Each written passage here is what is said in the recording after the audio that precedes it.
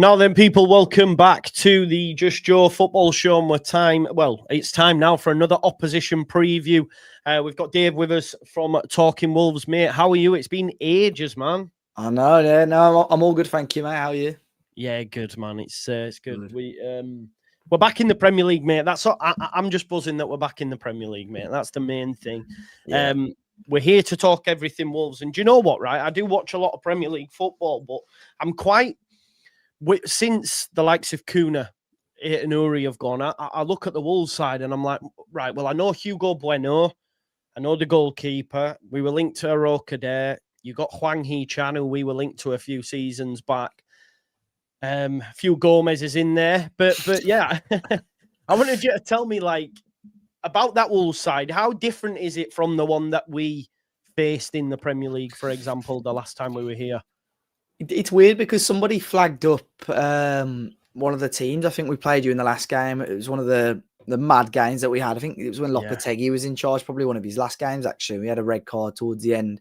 And I think Luke Ayling scored, didn't he? 4-3, was it? Something like that. Yeah, because he scored the winner in both games, or scored a late goal in both games anyway. Yeah. And I look at that team now, and I think that team was way better than the team that we've got now. But even then, we were still struggling a little bit. We've got a lot of players at the moment where I think there are some very good Premier League quality players in there, but I think especially in the summer window, which we'll probably come on to, I think there were players we signed that people don't know a lot about. And that's why I think, they're coming from obscure leagues, leagues outside the top 5 divisions. And then, you look at our squad, there's players that, unless you're a real sort of football nerd almost, you probably don't know a lot of these football players. So I think the state of the team is okay. But again, it's going to be nothing more than a very, very best and mid-table push. But as you can look at the Premier League table right now, it's a little bit of a tricky start for us so far. Yeah. I was going to ask you about that, Dave, because obviously for the last 2 seasons, you've had 3 promoted sides come up that, if we're being honest, they've been garbage, right? They haven't really gave it a go. And already you've seen Sunderland, they're on 6 points maybe, I think. We're on 5. And then you've got Burnley picking up a win in there as well against Sunderland. So you must be looking now and thinking, oh God, well, we can't have another season like last season, because I know I'm in a relegation battle, but I know that for me anyway, as a fan, I'm looking at it now going, well, there's going to be a few teams in this battle. At least it's not just going to be us 3 straight down. Yeah, I think at the start of the season, I think even when Wolves are recruiting quite slowly, maybe it was just me being lazy. I thought the 3 boys that came up were going down, and everyone was saying, oh, look at Sunderland now. And I thought, well, Sunderland have had to do the business because their team was just going to get swallowed up if they didn't improve that drastically. And I don't know, I think Burnley are making an okay effort of it so far, but I don't know, obviously they were very good last year because their defensive record was immaculate, wasn't it, really? So I do wonder how long that will last in the Premier League. And obviously yourselves, the Ellen Road form so far has been okay as well, and picking up results. So it's difficult for us. I hate being in this position. I hate being in the relegation battle. Even if we finished like 14th, 15th, but we were never really sort of in the conversation, I'd almost take that. But the last 2 or 3 years we've been in this battle, and it's so stressful. I mean, you guys would have had it a couple of times as well. But even last year when Vitor Pereira came in, we were bottom of the Premier League, or 19th. We were playing awfully under Gary O'Neill, and we ended up finishing like 16 or 17 points clear. We just ran away with it towards the end. But I think we're, as although I don't really want to admit it, I think we're in amongst it at the moment. And I mean, the start to the season really doesn't help it. It's our worst ever league start, full stop, in our history. So points have got to come soon, really. Yeah, it's interesting. You mentioned the manager there as well, because I was equally as surprised as you were when the noises started to come out that he was going to get a new deal, because it's done deal apparently. Yeah, is it done now? Because I think it was a couple of days ago, or maybe yesterday when I first saw it. I think I saw it on your Twitter, mate. To be honest. And what I'll say is, like previous seasons, maybe Wolves, you struggled. You've been able to change the manager and come in. So you see, it seems a bit mad that at this stage of the season, with the start you've had, they're going, no, this is our guy. Do you know what I mean? How do you feel about it? Yeah, it's so weird because his contract is up at the moment. Well, it's not been officially announced yet, but it said that he signed this 3-year deal. But the current contract at the moment expires at the end of the season. He only signed a sort of a 2-year or sort of 18 contract, which I think was safe at the time, because the issue they had before with Gary O'Neill, he started off really well. His form fell off a cliff at the end of that season, and then they still gave him a 4-year contract, and 2 or 3 months later he was sacked. So Pereira, obviously they were playing it quite safe, and then I thought they've got a lot of power at the moment, the club, because if we lost Saturday, for argument's sake, I know there will be a massive portion of fan base saying thank you, but it's time to go, because you've got five games gone, 5 defeats, regardless of who your manager is. You're in a little bit of trouble there. So the fact they're giving him this 3-year contract, I really don't know what to think, to be honest. I like him. I think, he is a good coach, but sometimes you can be a good coach and just lose, your ideas aren't sticking, or you lose momentum and you just can't claw it back. So it's a very brave decision by the football club. I think they've got a lot of power at the moment. They could wait till the next international break, because in 3 weeks' time, we might be 14th, 13th, or we might be rock bottom still with 0 points. And I think that's when you make the decision. I just think it's a bit daft to do it at this stage of the season, to be honest. I hope I'm wrong. Obviously, I hope the club and the manager prove me wrong. But do you think it's hard to see? It's a way of saying to the players, he's going nowhere potentially. I don't know what it's like with the group of players that you've got. Maybe there doesn't need to be question marks there, but is it a way of the board saying, look? Yeah, it's weird with him, because again, at the moment, you look at his CV, he's never really stuck around at a club for a while anyway. I remember when we appointed him, some of the clubs he'd been at, he'd had, I don't know the exact numbers, but he was probably averaging a club like every year, pretty much. He never really stuck around long. So I don't know. I think Wolves just want a bit of stability, because we've not had that at all. It seems just like an endless cycle. Lopetegui was here. Bruno Lage was there 18 months, sacked. Lopetegui came in for about 6 months. He left. Gary O'Neill, no more than 18 months, sacked. So I think they want that stability, but it's trying to find that balance. When you're struggling, you've got to make the right decision. And for the club, you don't want to be giving a guy a new 3-year deal, and then if you're going to have to want to sack him in 2 months' time, you just look absolutely stupid. So, like I said, I really hope I'm wrong, but let's see. And you mentioned it there, like a lot of Leeds fans are saying this is a must-win game for us. We've not looked great on the road. We've struggled to score goals, but everyone's of the thinking well, one place we surely can score is against a team that are at bottom of league and have got 0 points. And you mentioned it yourself there, in terms of some fans, if you were to lose this game, what does that do for you, Dave, as a fan? Like, obviously, if Leeds were to take all 3 points, you're then 5 games winless, 0 points on the board. It's not looking good, is it? No, it's difficult as well. And like I said, it depends on when they announce his contract extension, because if it's done now, they could announce it later tonight, or, he's got his press conference tomorrow. No doubt he's going to be asked about it then. It could be announced tomorrow. If you give him a 3-year deal and then we lose Saturday, I can't imagine what the reaction will be. I think I'm in a group of a lot of Wolves fans which sort of are happy for him to be head coach of this football club for the time being, but no, it would be an absolutely stupid decision to give him a new contract. So if we lose Saturday, I just can't imagine what social media in the Wolves space at the moment is toxic as it is.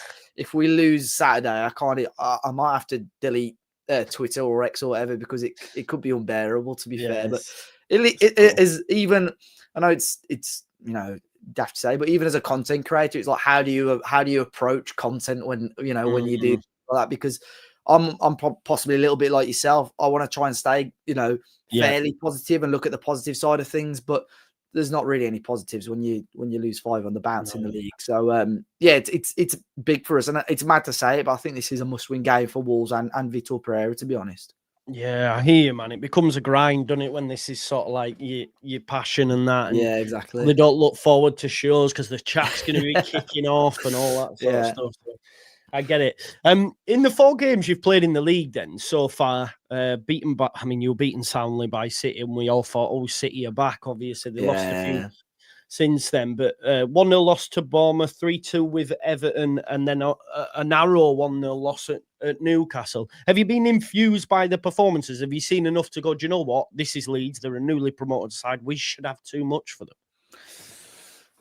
Yes and no. I think the City game, the 2 games at Molineux were just bizarre. The City game, we looked really threatening. We had a really good chance. I watched it. Yeah. And we had the goal disallowed just offside, and that was at 0-0. I think, the fine margins, but one of those chances counts, you know, and it's a completely different game. And I think against teams like City, it happens often. As soon as they score, it just all hell breaks loose, really. So, the Bournemouth game started off really slowly. That cost us, and we were in the game for the rest of the match. Everton game, I don't know what happened. It was just, I think Everton were much better than us, to be fair, but just a crazy match. And then against Newcastle, we started off brilliantly. And again, they scored the goal, and we just can't get ourselves back in the game. So I don't think it's as awful as some people are making out. And I mean, look, you're looking 3 of those games have only lost by a single goal. City game, I know it's not nice, but you almost write those off sometimes, don't you? I've wrote that Arsenal one off, mate. So yeah, and then the other 3, I think I'd put, maybe not Newcastle, but they're a good side. But Everton, Bournemouth, I'd like to think that we can be in and around them throughout the majority of the season. And some reverse fixture, we may well beat them, and it's a completely different story. So the Leeds game, I think we spoke earlier on. I think the point that you made about you struggling to score goals gives me that little bit of confidence, because I think Wolves do have the ability to score goals. Strand Larson is 50-50 if he's involved. So he might, because we were talking he's out. Or you saying he might start? Yeah, there's still a possibility he might play. Again, I think Vitor Pereira was just really vague about it last week. And I listened to our local journalists today, and they still think there's a chance he might be involved. If not, we've got Tolu Arokadare, who, again, a player that you guys are linked with, and he looked quite lively against Newcastle last week. So I feel we've got enough firepower there. It will be interesting to see how he lines up, though, because he completely changed the formation against Newcastle. And with you saying that you've got, a lot of strength in the midfield area, we switched to a midfield 3 last week. And although it's not fantastic going forward, it's quite a little bit more defensive minded. I'll be interested to see if he sticks with that against you guys to try and, combat that midfield.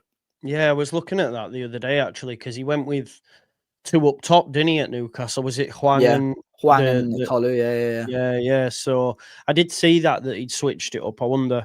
I mean, I'd prefer him to go back, if you know what I mean. He might look at Leeds and want to be the aggressor, as it were. But we did the same with Newcastle. Match them up 3 in midfield. I mean, that's what we always do. But I think sometimes, in the Premier League, you need to have a strong midfield, don't you? Otherwise, you can just get run through. And we even you remember like Huddersfield were in the Prem a few years ago. We that was under Nuno, and for some reason we could never beat them because or was it Billing and Aaron Moy in the midfield, just quite like physical midfield. And they always seem to beat us in that. And I think sometimes, even when you're going to be scrapping down the bottom, if you've got that bit of physicality, that can help massively. I think that's what Vitor Pereira wants to try and do.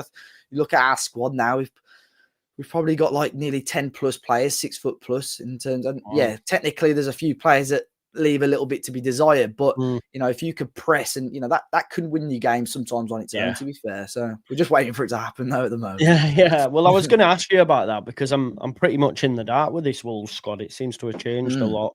Obviously we knew about Kuna, we know about Strand Larson, and obviously Nori's gone. I'm aware of Bueno, but who else in that side do Leeds fans need to look out for?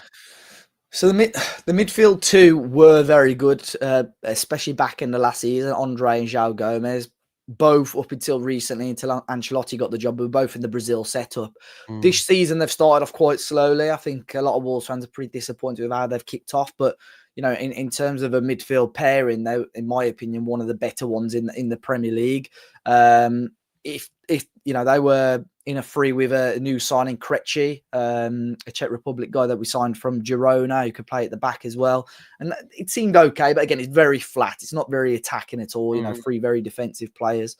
Over that, I think Tolu Arokadare is probably one to watch. I have a feeling that even if Strand Larson's available, I doubt he'll start. So Tolu will probably get the start up front, if anything. 6'5", top scorer in Belgium the last 2 years as well.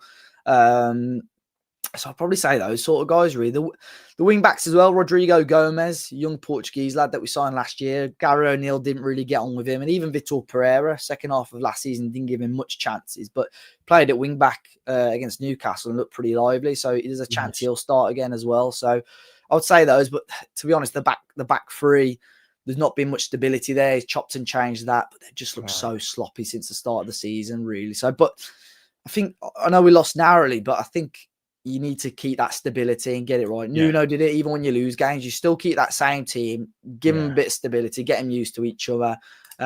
So it wouldn't surprise me to see that happen again on Saturday. think Shiv's got it bang on here. We're an industrial team now rather than the skill of Neves or Moutinho and the rest. And I get Exactly. that. And that's the way we've opted for. And that's why, like, as a spectacle for me, and you are right, you have scored goals, but we've been pretty good at shutting teams out apart from the Arsenal game. I think it might be a stink fest at 3 p.m. Wolves need an early goal, because if the longer Wolves go, and I think the more frustrated Molineux gets, it could be a long afternoon for Wolves, to be honest. Yeah, because you're a well-supported club, aren't you, Wolves, and it'll be a packed-out stadium and stuff. So, is a point enough for you, Dave, or do you look at it and go, no, we need to be beating Leeds? And that's all right. Like, I get it. Yeah, I think a point would be okay. It wouldn't be the end of the world, but I think the fan base need a win. Yeah. I think Vitor Pereira, just to give himself a bit more support, to take the pressure off, because we've got Spurs next weekend, I think, which again, away is a tough game. So I think to take a little bit of pressure off games like that, I think we need something. Like you mentioned to me earlier on, if Leeds got the 3 points here, he'd be 7 points clear of us. And then there's teams all around us. A win on Saturday for us, and we'll still be in the bottom 3, but the table will look a hell of a lot better. But then you're 2 point, you know what I mean? You think, exactly, well, one more win with full Leeds, you know what I mean?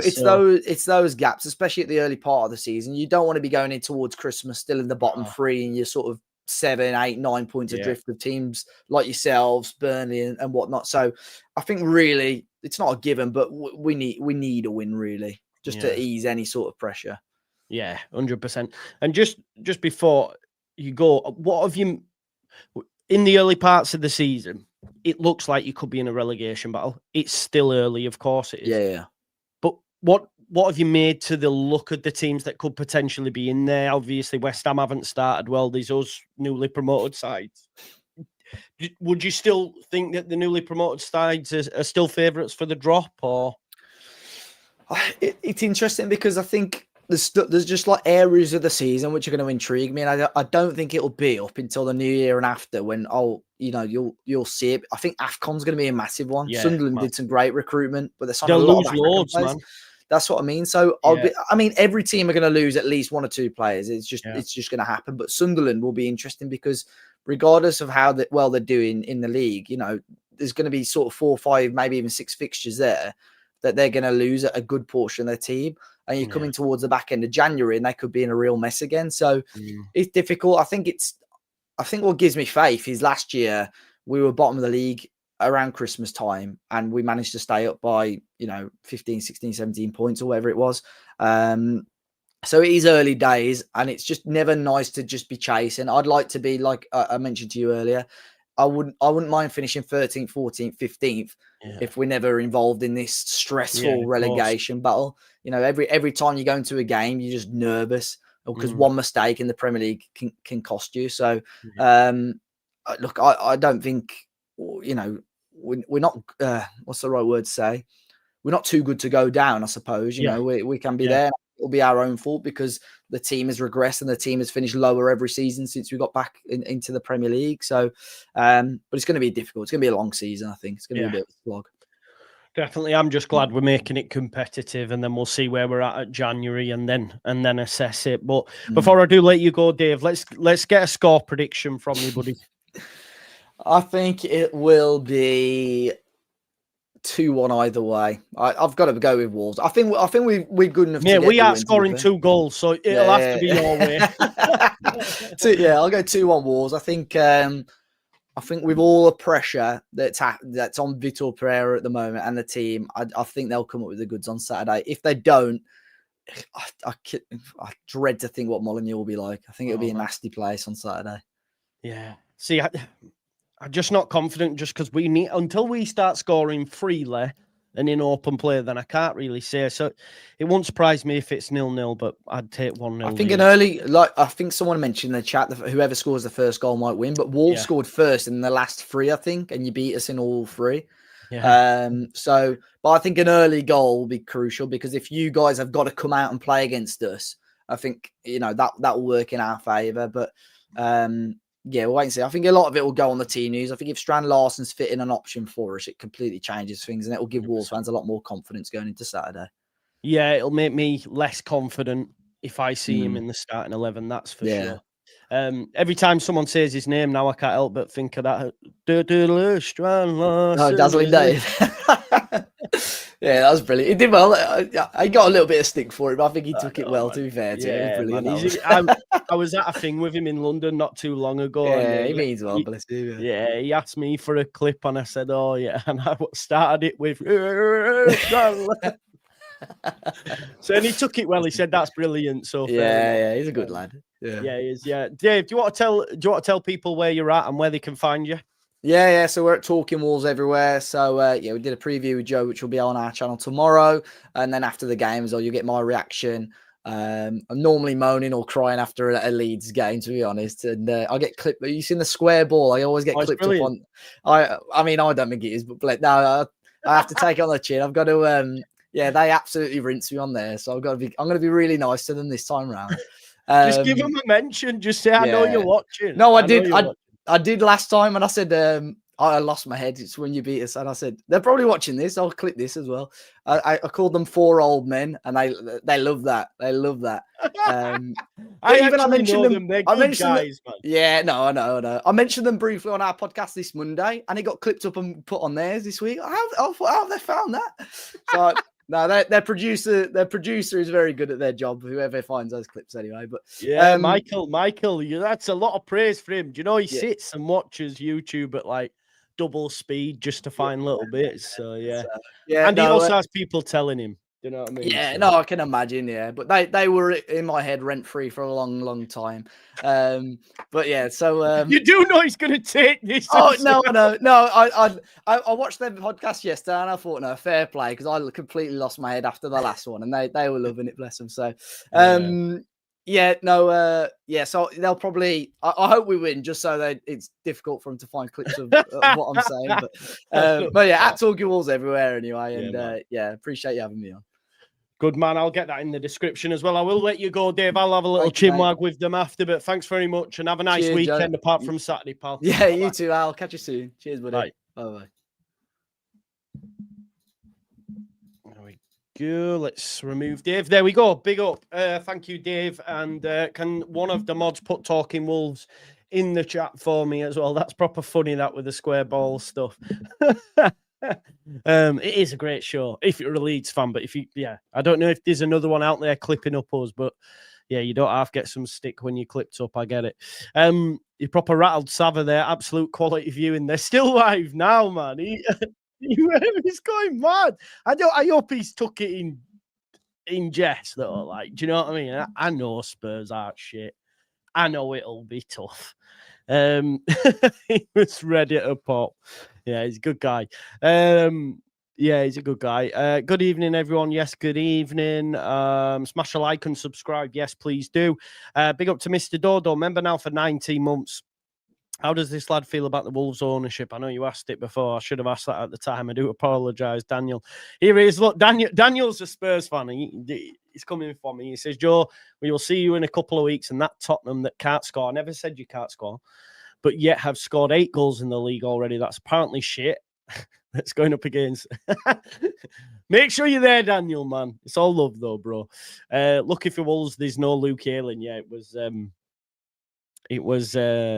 quite the finish, weren't it? I remember he did the Robbie Keane. Do you remember? He did the Robbie Keane, which was quality. So we do have a good record against them in recent times, but we'll see if that stands up.